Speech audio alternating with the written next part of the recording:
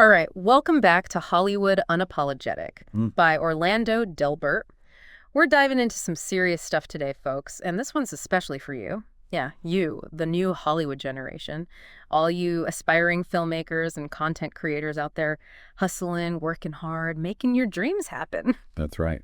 Today, we're taking a look at the underbelly of the entertainment industry, shining a light on some of the darker corners, the stuff that nobody really wants to talk about. Right. We're talking coercion, exploitation, and behaviors that should set off some major alarm bells, the kind of things that make you step back and think, wait a minute, something's not right here. Exactly. We've been digging through a ton of discussions and articles about things like sex trafficking in Hollywood, whispers of these so-called sex slave cults, allegations of racketeering, which is basically just a fancy word for organized crime, and even claims of forced labor through blackmail. It's a pretty heavy stuff. And we've also got secret societies, comparisons to cults, and we can't forget about the more widespread issue of sexual violence that unfortunately permeates so many industries, including entertainment. Yeah, and we'll be looking at the whole boys' club mentality that still exists in some parts of Hollywood and the very real dangers that come with stalkers targeting people in the public eye.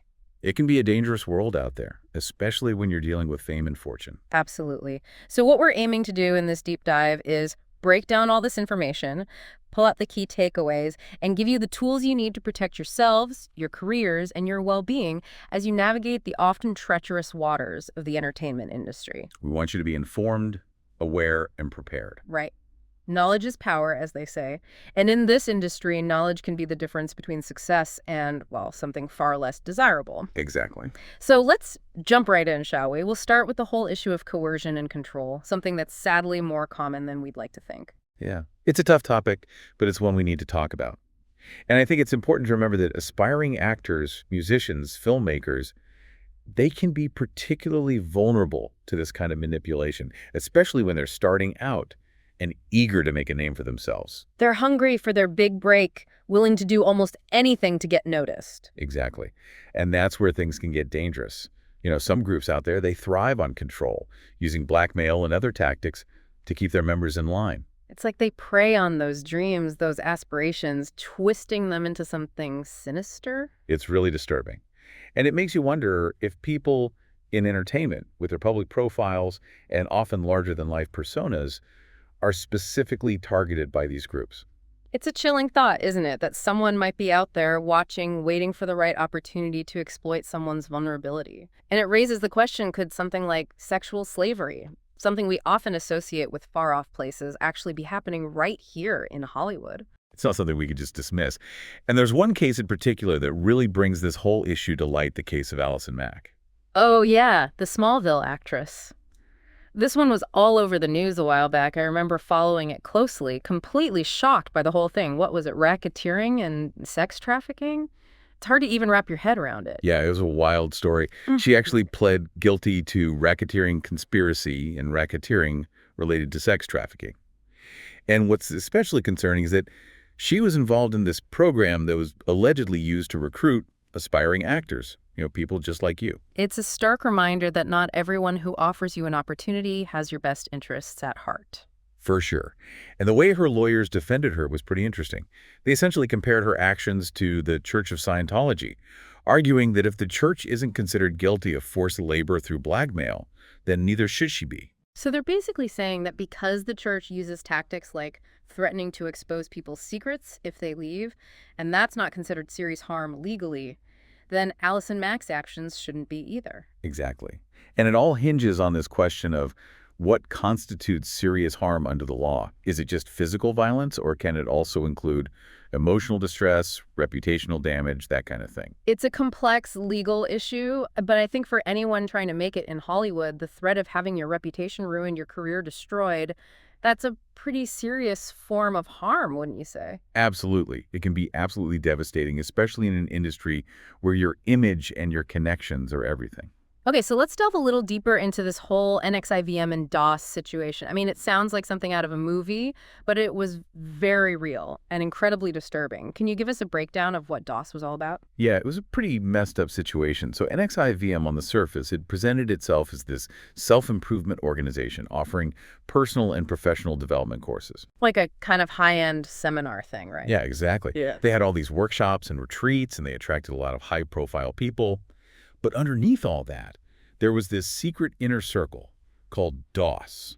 DOS, what does that even stand for? Well, it's actually an acronym that comes from Latin, and it loosely translates to Lord Master of the Obedient Female Companions, or sometimes it was referred to as the Vow. Lord Master of the Obedient Female Companions. That's incredibly creepy. So what was it, like some kind of master-slave thing? Yeah, essentially. It was this pyramid structure where women were recruited as slaves, and they were placed under the control of masters. Like some kind of twisted sorority hazing ritual gone wrong? It's seriously messed up. And the whole thing was designed to control and exploit these women. They were reportedly branded with Keith Ranier's initials. He was the co-founder of NXIVM and coerced into sexual activity with him. Branded? That's just... I mean, how do you even process something like that? It's horrifying. And the consequences for disobedience or trying to leave were apparently pretty severe. What would happen if someone tried to escape this whole setup? Well, according to court documents, members were threatened with serious harm if they didn't fulfill the services demanded by their masters, which included Ranier. And what were these so-called services? Well, you can probably guess. It involved sexual acts, as well as things like performing menial labor and providing collateral in the form of embarrassing photos or videos. So they were basically trapped, forced to comply out of fear of what would happen if they didn't. Exactly. And it's important to note that both Nancy Saltzman, who co-founded NXIVM with Ranier, and her daughter Lauren Saltzman also ended up pleading guilty in this case. So it wasn't just Ranier pulling the string. No, it was a whole network of people complicit in this abuse. And Lauren Saltzman even admitted to threatening one woman with deportation if she didn't do what she was told. Wow. It's just layer upon layer of manipulation and cruelty. And meanwhile, Ranier, despite everyone else pleading guilty, maintained his innocence. Yeah, he actually pleaded not guilty to new charges of exploiting a child and possessing child pornography. The whole thing is just a tragic and disturbing mess. It really is. And it's a good reminder to be extra cautious when you're presented with opportunities that seem too good to be true. If something feels off, if you're being pressured to do things you're not comfortable with, trust your gut and walk away. Absolutely. Don't be afraid to say no, even if it's to someone who seems powerful or influential. Okay, so let's go back to this whole comparison with the Church of Scientology. What exactly were Allison Mack's lawyers arguing, and how does Scientology fit into all of this? Well, they were basically using a 2009 case involving the Church of Scientology as a legal precedent. In that case, a couple sued the church for forced labor, but their lawsuit was unsuccessful. And why was that? Because the court found that the threats the church used, things like excommunication, being labeled a dissenter, and facing social isolation, didn't legally constitute serious harm. So Mack's lawyers were arguing that her alleged threats, things like releasing nude photos and damaging someone's reputation, weren't that different from what the Church of Scientology does, and therefore shouldn't be considered serious harm either. Right. They were basically saying, look, if the church can get away with it, why can't our client? It's a slippery slope, isn't it? And it raises some pretty troubling questions about the legal definition of harm, especially in the context of an industry like entertainment where your reputation is so closely tied to your livelihood. It definitely does. And it highlights the need for greater awareness and understanding of the subtle forms of coercion that can exist, even if they don't meet the specific legal requirements for forced labor. It's about recognizing those red flags, knowing when something just doesn't feel right. And speaking of red flags, this whole Church of Scientology thing, it's been surrounded by controversy for years, hasn't it? Yeah, it definitely has. They've been involved in numerous legal battles in different countries, and they've been accused of everything from fraud and harassment to human rights abuses. I remember reading about how some governments have even labeled them as a cult. Yeah, that's right. The UK denied them charity status back in 1999, and Canada did the same thing around that time.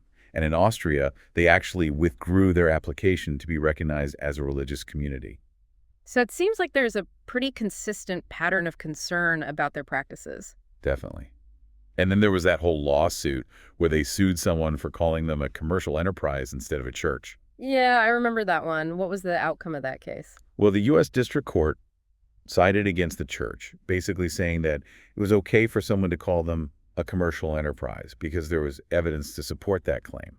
It's all pretty fascinating stuff, and it just goes to show that even in a place like Hollywood, where everything seems glamorous and exciting, there are these darker forces at play. Absolutely. And I think it's a reminder that anyone entering this industry needs to be aware of the potential dangers and to be careful about who they trust. Right, because not everyone who smiles at you and offers you a helping hand has your best interests at heart. Exactly. And that brings us to the broader issue of sexual violence within Hollywood itself.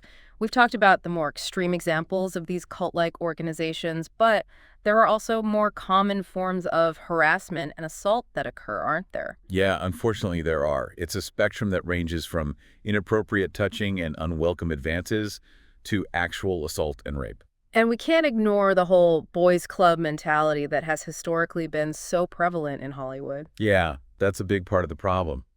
Men have often held most of the power in the industry, and some have definitely abused that power. You shared a story with me earlier about a producer and his assistant. It was pretty disturbing stuff. Yeah, it was. And it just goes to show that even though studios and networks have policies in place to address these issues, a lot of incidents still go unreported. Why do you think that is? I think it's a combination of things. There's the fear of repercussions, the worry that speaking out could damage your career. And there's also the fact that the industry is so competitive, people are afraid of being seen as troublemakers. So they just suffer in silence. Yeah, a lot of them do. Yeah. And it's not just women who are affected. Men in the industry have also reported experiencing harassment and assault. It's a pervasive problem, and it's something that needs to change. Absolutely. Okay, so let's shift gears a bit and talk about security. You know, it seems like studios take physical security on their lots pretty seriously. Oh, they do. They've got security guards, patrols, cameras everywhere. Yeah. They really try to make their facilities as safe as possible. And I've heard that a lot of studios hire former law enforcement officers for their security teams. Yeah, that's right. They want people with experience in handling potentially dangerous situations. And after 9/11, security measures were really ramped up. I can imagine. The threat of terrorism is something they have to take very seriously. Absolutely. So you'll see things like vehicle inspections, K-9 units, and even concrete barriers around the perimeters of studios. It's reassuring to know that they're taking those precautions, but even with all that security, personal vigilance is still crucial, right? Oh, absolutely. Well- You can't just assume you're safe just because you're on a studio lot. You always have to be aware of your surroundings, especially when you're out and about. And that brings us to the topic of stalking. It's a scary reality for anyone in the public eye, and it seems like celebrities are particularly vulnerable. Yeah, they are. And the motivations behind stalking can be really complex. It's not always about romantic obsession. Sometimes it's about this delusion of control or a perceived need to rescue the celebrity from something. I remember reading about the guy who broke into Sandra Bullock's house. That was a truly terrifying story. Yeah, it was. And it just goes to show how easily things can escalate with stalkers.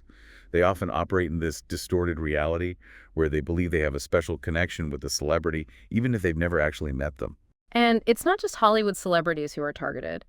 We've seen similar cases in other entertainment industries like Bollywood. Yeah, the actress Preeti Zinta had a really scary experience with an alleged stalker who happened to be her ex-boyfriend. It's a reminder that stalking can happen to anyone, regardless of their level of fame or fortune. Right. And it's important to remember that it's a crime, and it's something that should be taken seriously. There have been so many high-profile cases of celebrity stalking: Brad Pitt, Halle Berry, Catherine Zeta-Jones. The list goes on and on. It's pretty disturbing. And some of the stories are just bizarre, like the guy who broke into Keanu Reeves' house and just sat in his library, or the one who tried to get into Simon Cowell's house with a brick. I remember that one. And then there was the person who broke into Celine Dion's house and took a bath. Yeah, it's like something out of a comedy sketch, but it's really not funny when you think about it. No, it's not. It's a violation of privacy, and it can be incredibly traumatic for the victims. Definitely. And unfortunately, it can sometimes escalate to violence, as it did in the tragic case of actress Rebecca Schaeffer. Yeah, her murder was a real turning point in terms of how stalking is viewed and handled by law enforcement. Absolutely. Her death led to new laws and initiatives aimed at protecting victims of stalking. And there have been other high-profile cases that have further highlighted the seriousness of this issue, like the one involving Britney Spears and her stalker. Or the one where Michael Douglas's stalker threatened his wife, Catherine Zeta-Jones. Right. And then there was Sheryl Crow's alleged stalker who thought he was some kind of modern-day Odysseus. It's crazy how their minds work. It really is. And it's a reminder that stalking is a form of sexual violence, and it can have devastating consequences. So what can people do to protect themselves? Well, being aware of your surroundings is key. Pay attention to anyone who seems to be following you or loitering around your home or workplace. And if you think you might be the target of a stalker, what should you do? Don't hesitate to contact the police.